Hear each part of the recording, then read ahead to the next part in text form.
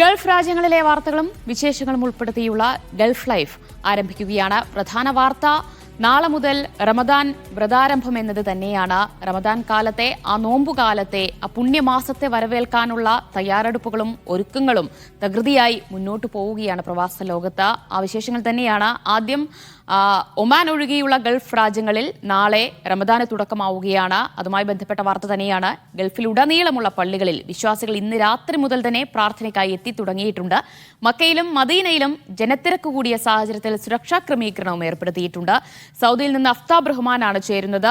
അഫ്താബ്, നാളെ മുതൽ നോമ്പുകാലം ആരംഭിക്കുകയാണ്. അപ്പോൾ ആ പുണ്യമാസത്തെ വരവേൽക്കാനുള്ള ഒരുക്കങ്ങളൊക്കെ അവിടെ പൂർത്തിയായി കഴിഞ്ഞിട്ടുണ്ടാകും. എന്തൊക്കെയാണ് അതിന് മുന്നോടിയായുള്ള ചടങ്ങുകൾ, നമസ്കാരം, അതുപോലെയുള്ള പ്രാർത്ഥനകളൊക്കെ എപ്പോഴാണ് ആരംഭിക്കുക?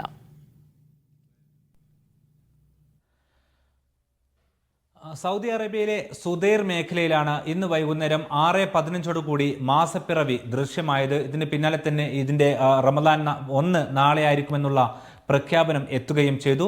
തൊട്ടു പിന്നാലെ വിവിധ ഗൾഫ് രാജ്യങ്ങളും നാളെ റമദാൻ 1 ആണെന്ന കാര്യം സ്ഥിരീകരിച്ചു. ഇതിൽ ഒമാനിൽ മറ്റന്നാളാണ് റമദാൻ 1 ആരംഭിക്കുക. അതായത് മറ്റന്നാളായിരിക്കും ഒമാനിൽ നോമ്പിന് തുടക്കമാവുക.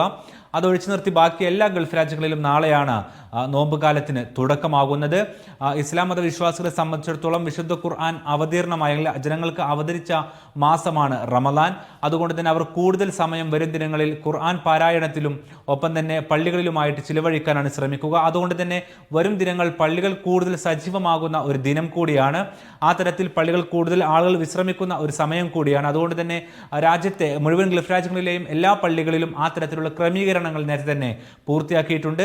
സൗദി അറേബ്യയെ സംബന്ധിച്ചിടത്തോളം 2 പ്രധാനപ്പെട്ട ഹറമുകൾ, ഇസ്ലാം മത വിശ്വാസികളുടെ 2 പുണ്യകേന്ദ്രങ്ങളാണ് മക്കയും മദീനയും. മക്കയിലും മദീനയിലും ഈ റമദാനുമായി ബന്ധപ്പെട്ട് ഏറ്റവും അധികം തിരക്കേറുന്ന ഘട്ടമാണ്. അതായത് ഹജ്ജിന് ആളുകൾ എത്തുന്നതിനേക്കാൾ കൂടുതൽ ആളുകൾ റമദാന്റെ അവസാന നാളുകളിൽ മക്കയിലും മദീനയിലുമായി എത്തും. പ്രത്യേകിച്ച് മുൻ വർഷങ്ങളിൽ നിന്ന് ഭിന്നമായിക്കൊണ്ട് GCCയിലുള്ള ആളുകൾക്കും വിദേശത്തുള്ള ആളുകൾക്കും അതിവേഗത്തിൽ ഉംറ വിസകൾ ലഭ്യമാകുന്ന ഒരു ഘട്ടം കൂടിയാണ്. അതുകൊണ്ട് തന്നെ വിശ്വാസി സമൂഹത്തിന്റെ ഒരു പ്രവാഹം 2 ഹറമിലേക്കും ഇരു ഹറം കാര്യാലയം പ്രതീക്ഷിക്കുന്നുണ്ട്. അതുകൊണ്ട് തന്നെ ആ തരത്തിൽ കനത്ത സുരക്ഷാ വിന്യാസത്തിലായിരിക്കും വരും ദിനങ്ങളിൽ ഹറമുകൾ ഉണ്ടാവുക. പ്രത്യേകിച്ച് കൂടുതൽ സുരക്ഷാ ഉദ്യോഗസ്ഥരെ, അത് വനിതകളുടെ ഭാഗത്തു നിന്നും പുരുഷ ഭാഗത്തു നിന്നും 2 തരത്തിലും സുരക്ഷാ വിന്യാസം ഇരു ഹറമിലുമായിട്ട് ക്രമീകരിച്ചിട്ടുണ്ട്. ഹറമിന്റെ മുഴുവൻ വാതിലുകളും തുറന്നിട്ട് വിശ്വാസികൾ സ്വീകരിക്കുന്ന ദിനങ്ങൾ കൂടിയാണ് റമദാൻ. അതോടൊപ്പം തന്നെ 16 ഇമാമുമാരായിരിക്കും മക്ക ഹറമിൽ വിവിധ നമസ്കാരങ്ങൾക്ക് നേതൃത്വം നൽകുക. അതിൽ പ്രത്യേകിച്ച് എടുത്തു പറയേണ്ടത് റമദാനിൽ പ്രത്യേകമായുള്ളതാണ് രാത്രികാല നമസ്കാരങ്ങൾ. സാധാരണയുള്ള 5 നമസ്കാരങ്ങൾക്ക് പുറമെ രാത്രിയിൽ ദീർഘമായിട്ടുള്ള തറാവീഹ് നമസ്കാരങ്ങൾക്കും ഇന്ന് രാത്രി മുതൽ തന്നെ തുടക്കമാവുകയാണ്. ഇതിനായി പ്രത്യേകം ഇമാമുമാരെ, അതായത് നമസ്കാരത്തിന് നേതൃത്വം നൽകുന്നവരെ നിശ്ചയിച്ചിട്ടുണ്ട്. അവരായിരിക്കും ഈ ദിനങ്ങളിൽ നമസ്കാരത്തിന് നേതൃത്വം നൽകുക. അതോടൊപ്പം തന്നെ രാജ്യത്തിന്റെ വിവിധ ഭാഗങ്ങളിലുള്ള പള്ളികളിലും പ്രത്യേകം ക്രമീകരണങ്ങൾ പൂർത്തിയാക്കിയിട്ടുണ്ട്. അത് 2 തരത്തിലാണ്. ഒന്ന് ഇത്തിക്കാഫ്, അഥവാ പള്ളികളിൽ കൂടുതലായി ആളുകൾ സമയം ചിലവഴിക്കുന്ന ആ ഒരു പ്രക്രിയയാണ് ഇത്തിക്കാഫ് എന്നറിയപ്പെടുന്നത്. അതിനായി ആളുകൾ കൂടുതൽ സമയം പള്ളികളിൽ ചിലവഴിക്കും. അതോടൊപ്പം തന്നെ നോമ്പ് തുറയിലും മറ്റുമായി പുറത്തുള്ള ആളുകൾ വൈകുന്നേരങ്ങളിൽ പള്ളികളിൽ സംഗമിക്കുകയും ചെയ്യും. ഇതെല്ലാം കണക്കിലെടുത്തുകൊണ്ട് പള്ളികളിലെല്ലാം തന്നെ വലിയ തോതിലുള്ള ക്രമീകരണങ്ങൾ നേരത്തെ തന്നെ വിവിധ ഇസ്ലാമിക കാര്യ മന്ത്രാലയങ്ങൾ, അതായത് വിവിധ GCC രാജ്യങ്ങളിലെ മന്ത്രാലയങ്ങൾ പൂർത്തിയാക്കിയിട്ടുണ്ട്. ഈ തരത്തിൽ മുഴുവൻ പള്ളികളും വിശ്വാസികളെ സ്വീകരിക്കുന്ന ഒരു ഘട്ടം കൂടിയാണ്. അതോടൊപ്പം തന്നെ ആളുകളും പരസ്പരം സഹായവും ഒപ്പം തന്നെ സ്നേഹവും പങ്കുവെക്കുന്ന ഒരു ഘട്ടം കൂടിയാണ് റമദാൻ.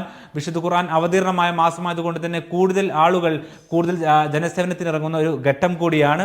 ഇതിൽ പ്രത്യേകിച്ച് എടുത്തു പറയേണ്ടത് അറബ് മേഖലയെ സംബന്ധിച്ചിടത്തോളം മുൻ വർഷങ്ങളില്ലാത്തൊരു പ്രയാസം ഈ ഘട്ടത്തിലുണ്ട്. അതായത് ഗസയുമായി ബന്ധപ്പെട്ട പ്രതിസന്ധി അറബ് മേഖലയിൽ ഇപ്പോഴും നിലനിൽക്കുകയാണ്. ഇസ്രായേലിന്റെ ആക്രമണം തുടരുന്ന ഒരു ഘട്ടം കൂടിയാണ്. അവിടെ പട്ടിണി ഉൾപ്പെടെയുള്ള സാഹചര്യം നിലവിലുണ്ട്. ഇതെല്ലാം കണക്കിലെടുത്തുകൊണ്ട് ഗസക്ക് പ്രത്യേകമായുള്ള സഹായങ്ങളും പ്രാർത്ഥനയും എല്ലാ പള്ളികളിലും ഒപ്പം തന്നെ അറബ് മേഖലയിലും ഉണ്ടാകും. സൗദിയുടെ നേതൃത്വത്തിൽ തന്നെ പ്രത്യേകിച്ച് ഗസയിലേക്കുള്ള സഹായങ്ങൾ തുടരുന്നുണ്ട്. ഇത് കൂടുതൽ സജീവമാകുന്ന ഒരു ഘട്ടം കൂടിയായിരിക്കും റമദാൻ.